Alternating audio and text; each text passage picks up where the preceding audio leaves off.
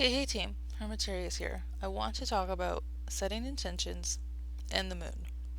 When I started learning astrology, uh, basically the first formal way I applied what I had learned about the basics, um, signs, houses, planets, aspects, to a regular full moon, new moon observance. At first it was like intentions and rituals, and then it was just observance, and it was a way to narrow down each part of the chart and just look at one sign at a time, wherever the moon was, and learn more about it over time that way. So, with that, I learned about setting intentions and kind of like goal setting, and if you have to put some effort out into the world, like when is a good time to do it.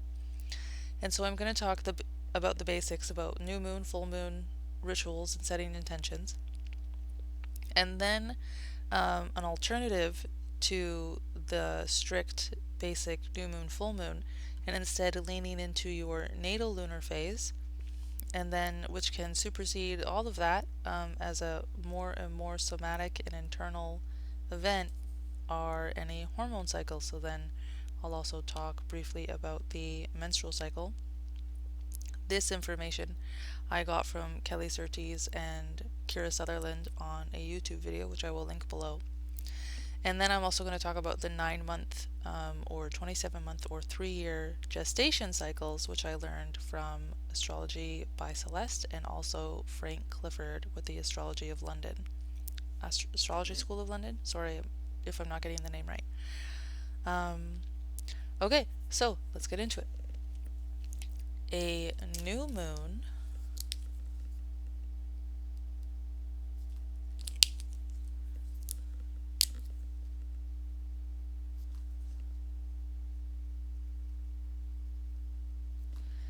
A new moon happens when the sun and the moon are aligned. It's an eclipse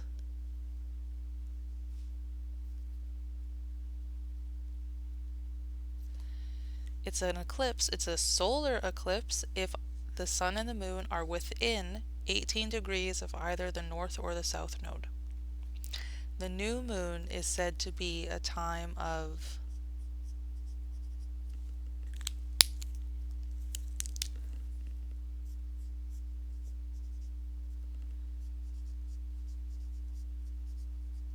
intention setting. In the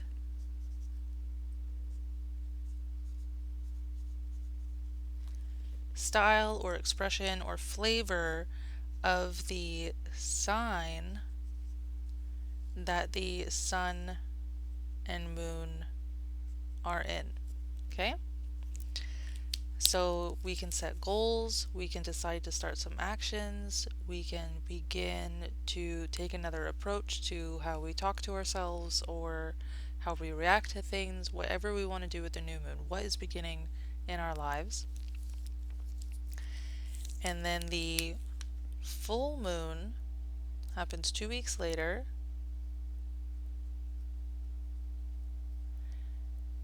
And if this was an eclipse, it would be a lunar eclipse, and again, the sun and the moon would have to be within 18 degrees of the nodes of the nodal axis.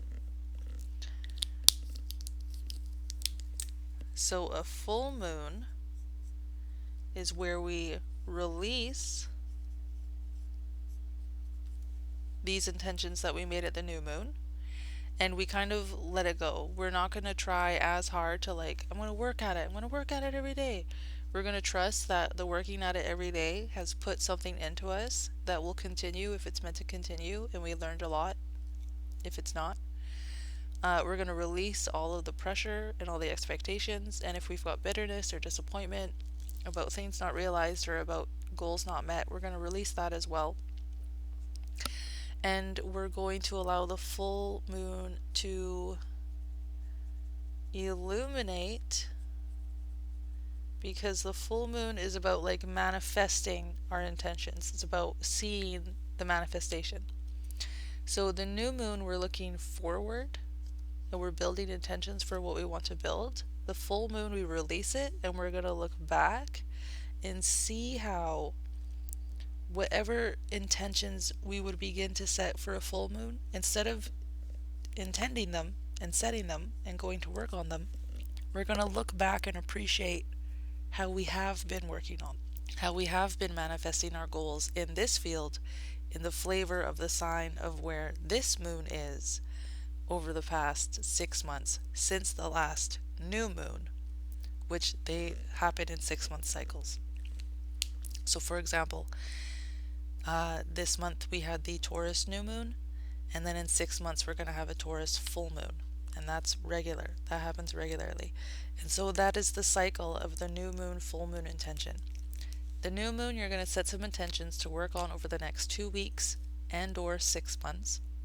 And then at the full moon, you're going to release those intentions and any pressure you put on yourself to maintain them, as well as looking back over the last 6 months since the last new moon in the same sign. And how did you, even if you weren't putting pressure on yourself and like, I'm going to work on these goals, even if you weren't in that energy, how the intentions that you set 6 months ago at the last new moon in this sign, how have they continued to grow and be realized? How are they manifest now at this full moon? Again, releasing any negativity for things delayed, things not realized, opportunities missed, right? It's all information to move forward with, right? It's all illumination. The moon is tidally locked to the earth, which means that as she's spinning around, she's moving around at such a speed as, okay, how do we examine? This is the face of the moon, okay? She's turning around, and as she's turning around, she's moving at such a pace in her orbit around the earth or around the zodiac that we only ever see one side of her. So the dark side of the moon is the side that like fields and shields a bunch of like asteroids and space dust and solar wind.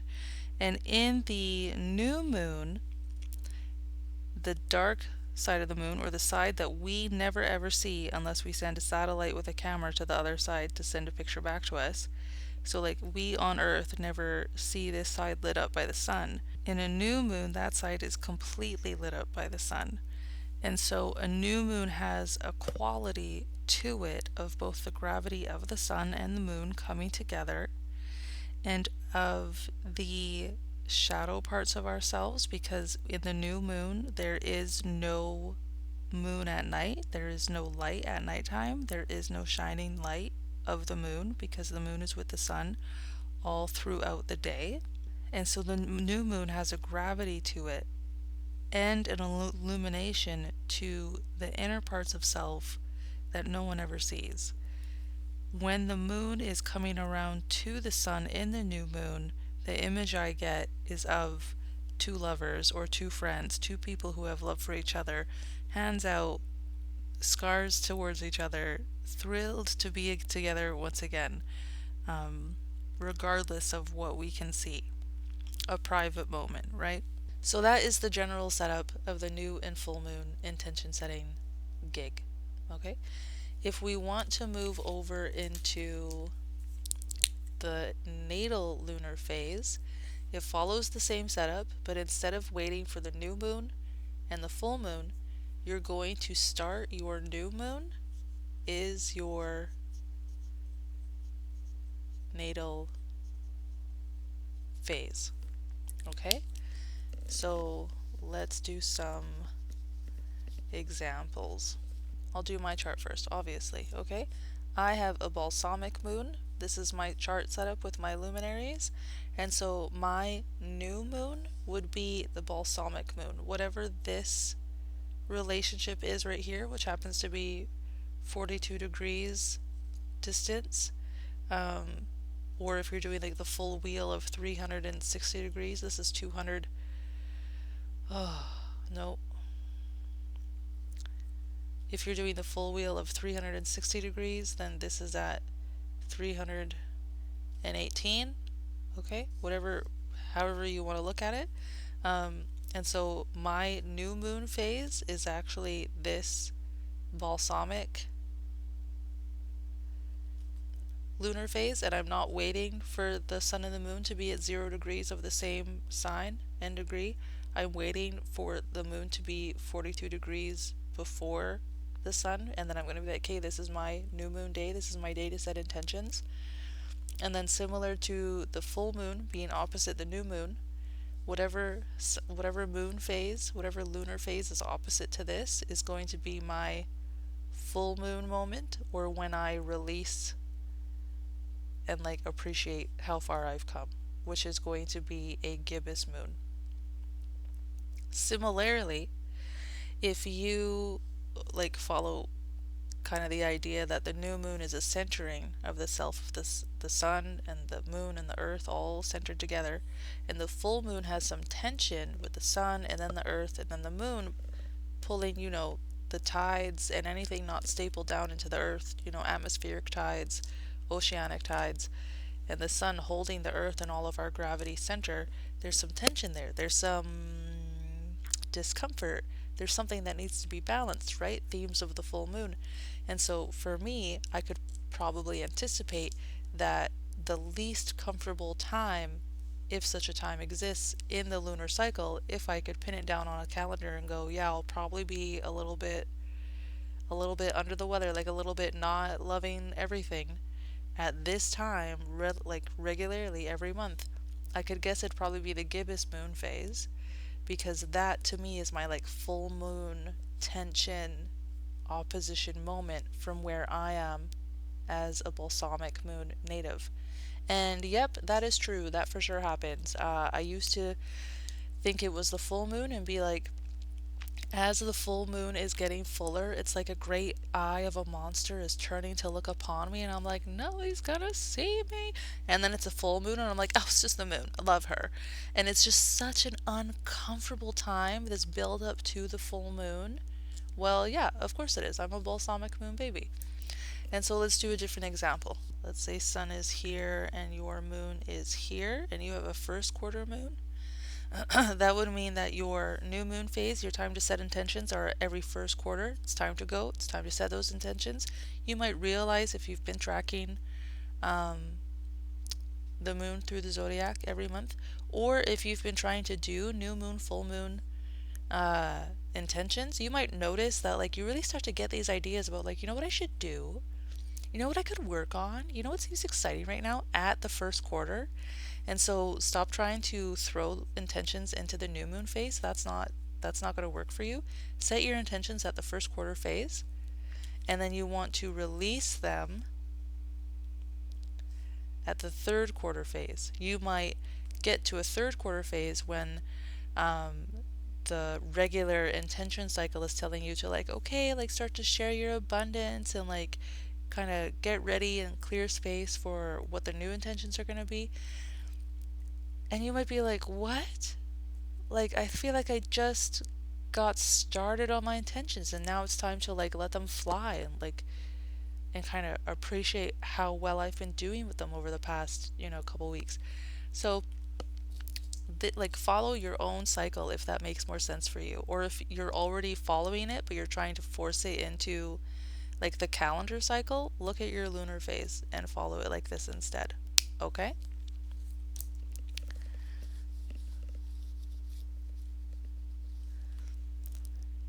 Next, we can talk about the hormone cycle. So I made a separate video on like a separate channel about the hormone phase, and basically it's following the same idea of the 2 week on, 2 week off.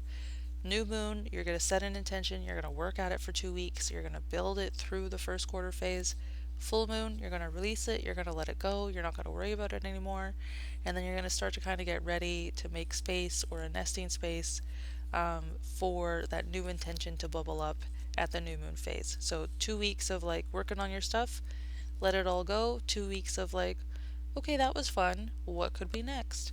And that's going to follow with the hormone cycle. So if you menstruate or you have any kind of reliable body cycle, like if you deal with like chronic illness or chronic fatigue, and you have like a day one that resets your cycle, at day one, that is your time to set intentions. That is your time to work on them. For menstruation cycle, that is at the beginning of the bleed. So like let your symptoms pass, and then that is the time to do your high muscle training or really set your intentions. Doesn't matter what the intention is. You wanna like declutter your house. This is the time to do it. You want to go through after and appreciate how comfy it is. This is the time to do that. Okay. Um, so from menstruation, after your symptoms have passed, to ovulation, be working on your intentions.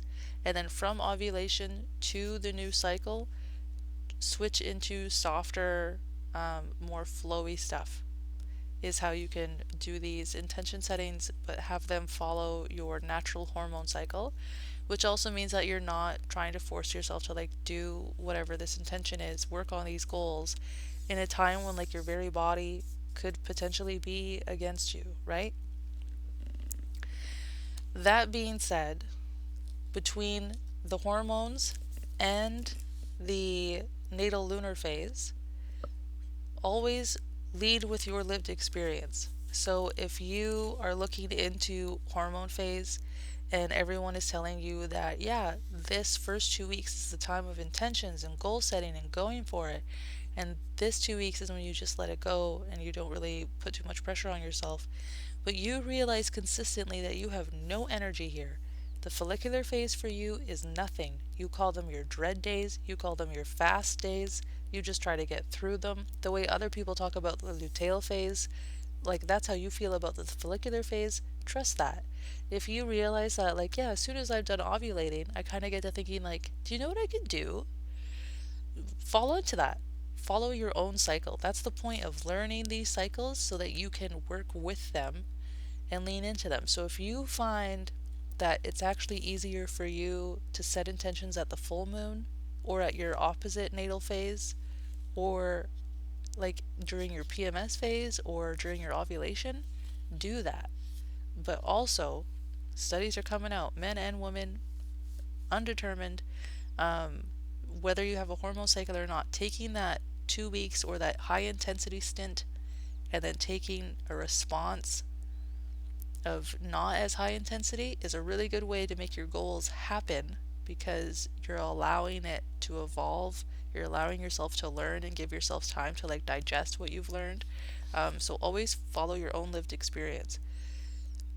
If you know that this is a terrible, terrible time for you, please don't try and set a bunch of goals because for 2 weeks you're going to be mean to yourself about not setting them when you know very well, or you're learning, that it's just better to set them when it's more natural for you to attend to them, right? We have cycles for a reason. We're human animal bodies. Get into it, you know? Okay. And then finally, we can get to the 9-month gestation cycle. Now, I like the 9-month gestation family cycle or the lunar families. It's called different things by different people because I am a slow moving creature. Okay, we'll talk about that in the temperament video. But this 2 weeks on, 2 weeks off, I've got a short hormone cycle, so 2 weeks on, 1 week off. What? I'm not. Do you know how many intentions that is to send in a year? I'm not doing all that. Come on.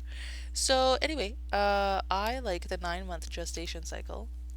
And how this works is it says that every 9 months, the next quarter phase of the lunar cycle happens at the same spot. And I'll have some links in the description about that below.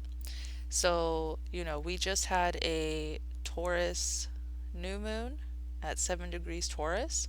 And what this is saying is that, in 2 weeks we're going to have a full moon in Scorpio. Don't care about that. I'm not talking about that right now. In 6 months, I'm going to have a full moon in Taurus, but it's not going to be near where this new moon was. It's going to be somewhere else. It's going to be in like the 22, 23-ish, I believe, degree range. It's not going to be here.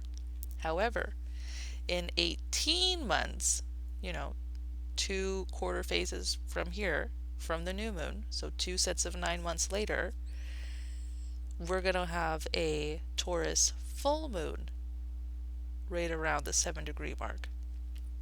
Okay, so that's what this is outlining. It's saying that every 9 months we have the next quarter phase at the same spot. So how we can look at that is, let's look at this Scorpio full moon that's coming up. The Scorpio full moon is coming up at, I don't know, I think it's 22 degrees Scorpio. I could be wrong. It's somewhere near there. And it's happening May of 2025. Okay? So minus 9 months was our, because this is a full moon, was our 3/4 moon phase at roughly 22 degrees Scorpio. So if you're looking at long term, what, oh sorry, this is a full moon, so that's the first quarter phase. What did you really start putting effort into and be like, okay, I actually have to build this if I want something out of it? In the Scorpio sign and house themes of your chart, 9 months before May 2025. May is the 5th month, so that takes us back to month 12 minus 4. In August of 2024, what in the Scorpio sign and house themes of your chart were you like, no, this actually needs my attention and my effort, and I'm gonna build it? Or you didn't, and now you're like seeing the fruition of that. You're like reaping the rewards of doing that work or not this May, in the full moon, the illumination, the ripening of the fruit, and like, the manifestation, I see it now because the full moon illuminates. And then 9 months before that is when you would have actually began this Scorpio 22 degree, whatever it is, long term operating in your life. So that would have been December of 2023, right? And then where is this going? Well, in 9 months, when we're in, what is that, February? In February of 2026, we will be at the 3/4 phase, beginning to dismantle whatever we've built up in this long-term, story. And so we'll start to take it down and be like, okay, now that that story like has happened, what worked, what didn't, none of this can stay here because it's like all the set from the last story. And we start to think and to dream about like what's going to come next as we move into the next full moon another 9 months later, which is going to be November of 2026. Yeah, we'll have the next new moon again, right? So 18 months before now, we had the last new moon. 18 months from now, we'll have the next new moon in this Scorpio 22-ish degree cycle in this gestation family. And that you can just think of 3 years as well. So we've got 9 months between each quarter phase, 18 months between each oppositional phase, and about 3 years per cycle. So you can also just like cheat and go back to May 2021, May 2018, May 2015. Does it feel like every 3 years in May you have some kind of full moon moment about Scorpio themes and like house themes, wherever Scorpio is, whatever house Scorpio is in your chart? Can you see a pattern? Knowing that pattern, how does that make you feel about the current full moon situation you find yourself in now? Right? Okay, so that is all the ways I have to track and set intentions with the moon. We've got the regular 2-week cycle, 2-week-ish cycle, which can be approached either with the new and full moon, really generically. No need to think about it. No need to even look at your own chart. Just look at the new and the full moon. Or you can look at your own chart and you can pull up your own natal phase and treat that natal phase and that natal phase return every month as your new moon moment to set intentions, and then release those intentions at your natal lunar phase opposition. Treat that as your full moon moment. Or, and you can blend all of these, you can track and set intentions using your hormone cycle or whatever body cycles you have for you. Pick a day 1, from day 1 to about day 14 or about halfway through the cycle. You're going to work You're gonna push yourself, you're gonna try really hard because you've got the energy to do it. And then in the last half of your cycle, you're going to switch over and let yourself rest a bit more and digest what you did and process how that first half of the cycle went. And of course, you're going to ignore everything I just said if your own lived experience tells you something different, and you're going to follow those cycles that you have been working hard to learn and to respect instead of what some random person on the internet told you. And then finally, if you want something that's a bit longer term, we're building, instead of 2 week slash 6 month cycles, we're building like 3 year cycles. Every 3 years, what is going on for us specific to like really narrow, like 5 or 7 degree areas of the charts, which you can investigate using the links below. So anyway, let me know if you use the moon to set regular intentions or like goal setting, or if you do that regularly. I did it regularly for a bit, but like I'm very lazy. I'm not really a doer. I'm a do nothing bitch for sure.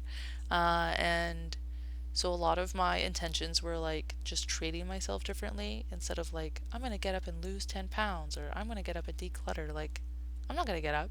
Come on, we're on the couch right now. Anyway, hope that made sense and gave you some information about the moon.